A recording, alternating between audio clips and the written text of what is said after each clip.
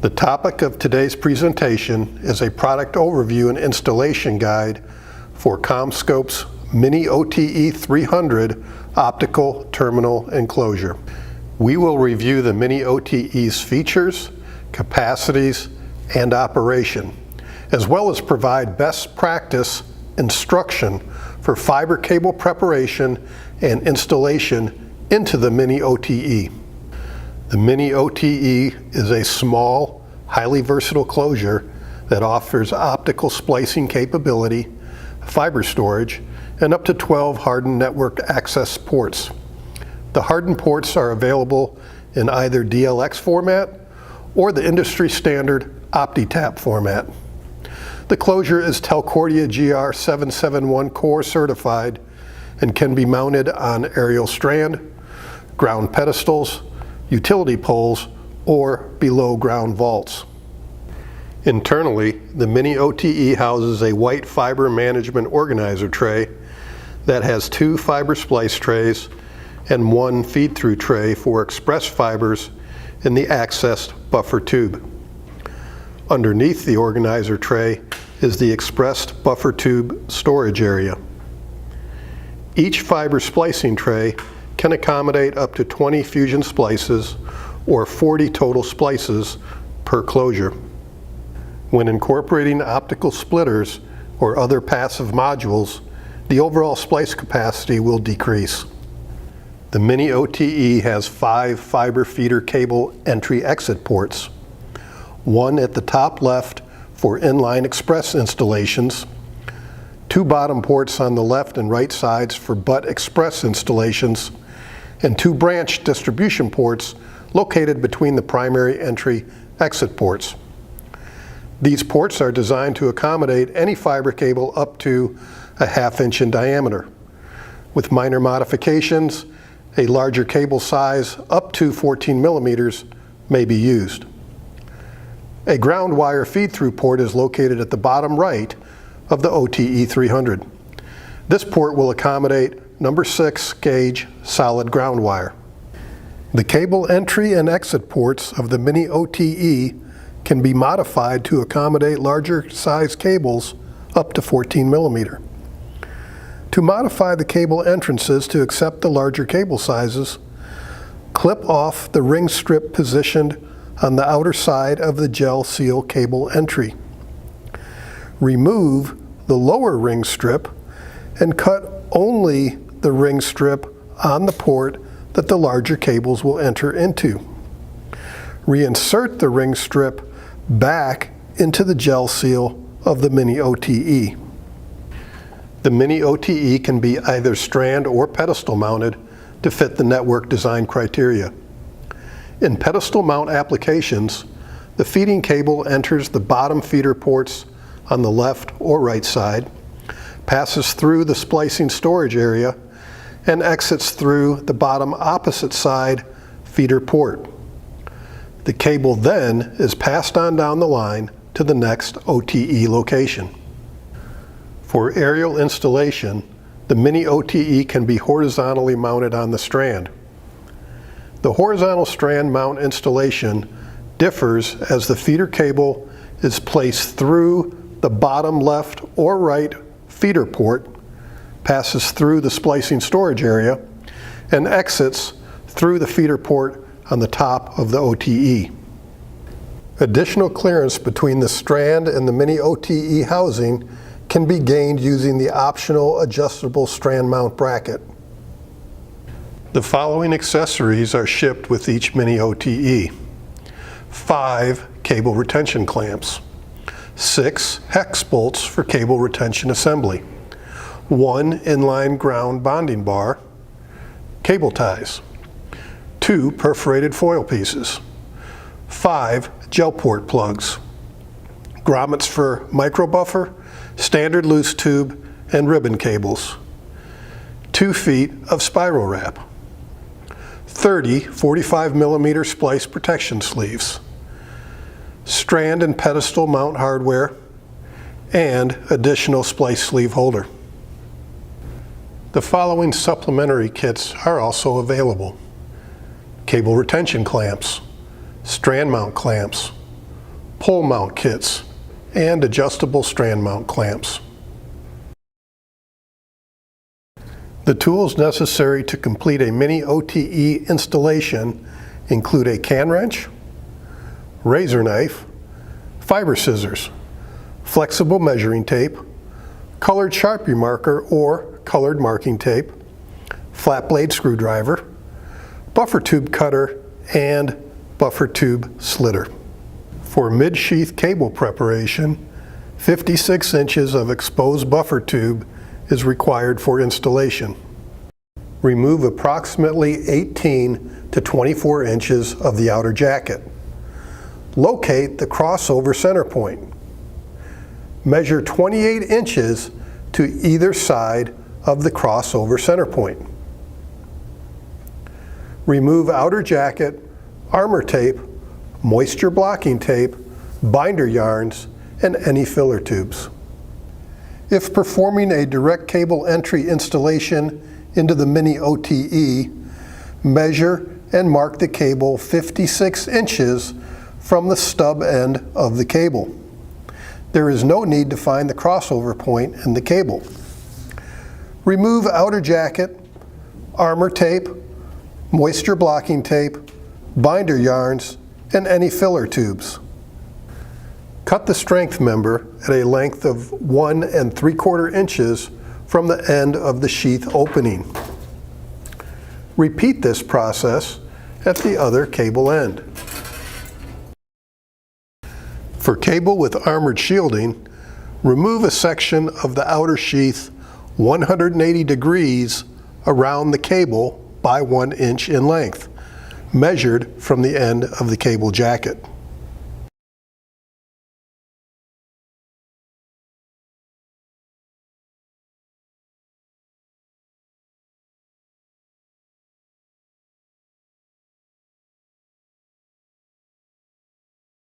Once the cable has been prepared, install a cable retention bracket on each end of the cable opening. Open the hose clamp to allow insertion of the cable into the retention bracket. Place cable retention assembly around cable. Orient the sheath opening toward the base of the retention bracket while inserting the strength member into the lug. Tighten the strength member retention screw. Next, locate the small perforated aluminum square in the accessories pack and cut into 2 equal-sized pieces. Place the perforated aluminum piece between the cable's outer jacket and hose clamp. To ease its installation, the perforated piece may need to be rounded slightly.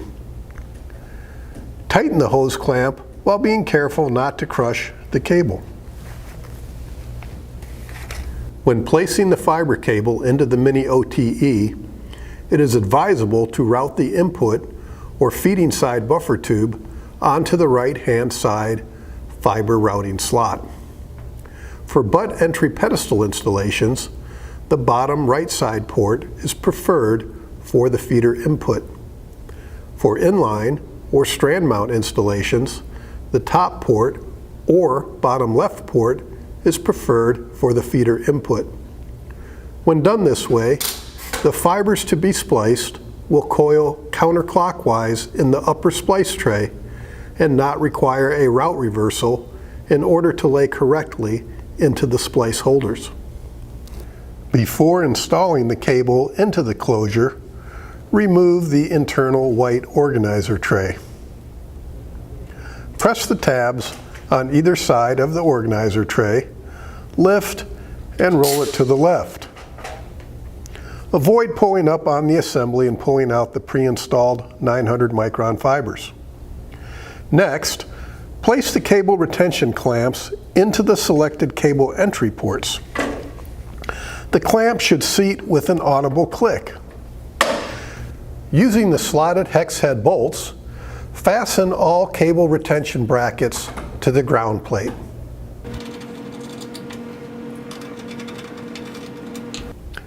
Separate the buffer tube that you will be splicing out of the buffer tube bundle.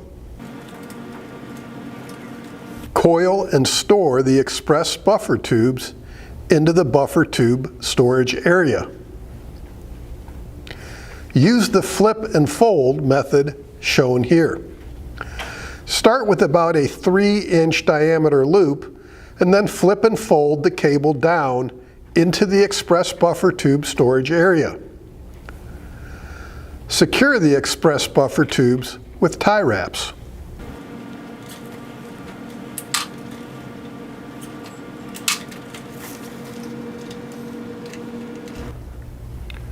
Reinstall the organizer tray into the bottom of the closure.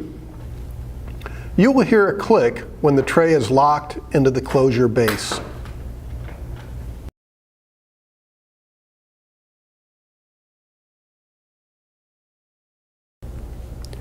Lay the buffer tubes into the routing trays and mark the tube with a Sharpie at a point approximately 1 inch from beyond the grommet.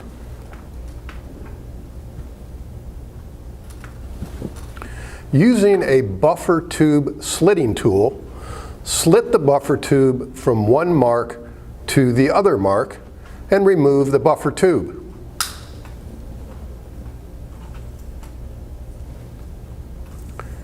In cases of gel-filled cable, make sure to clean the fibers thoroughly with alcohol wipes. In cases of dry fiber cables, make sure to check for and remove any moisture blocking string.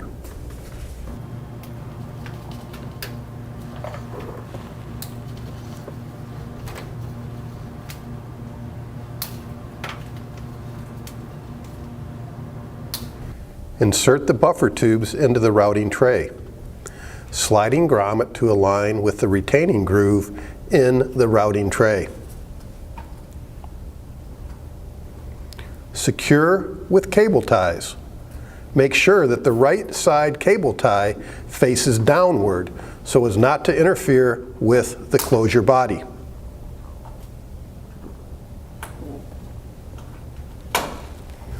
Pull down the feed-through tray. Select the fibers to be spliced.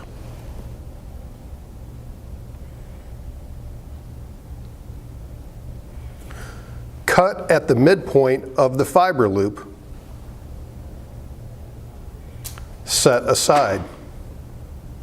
Route express fibers and fibers cut dead to the field to the feed-through tray.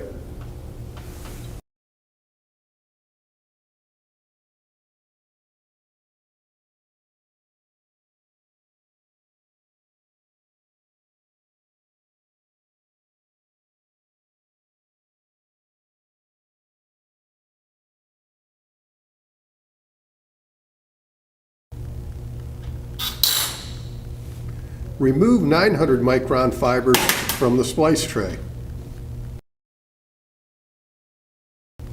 Route the fibers to be spliced to the top tray by laying the incoming fibers into the splice tray in a counterclockwise rotation.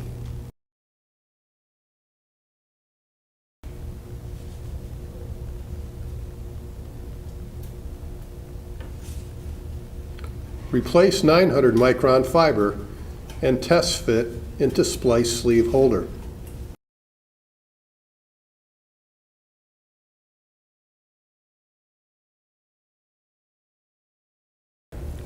Splice per standard practice.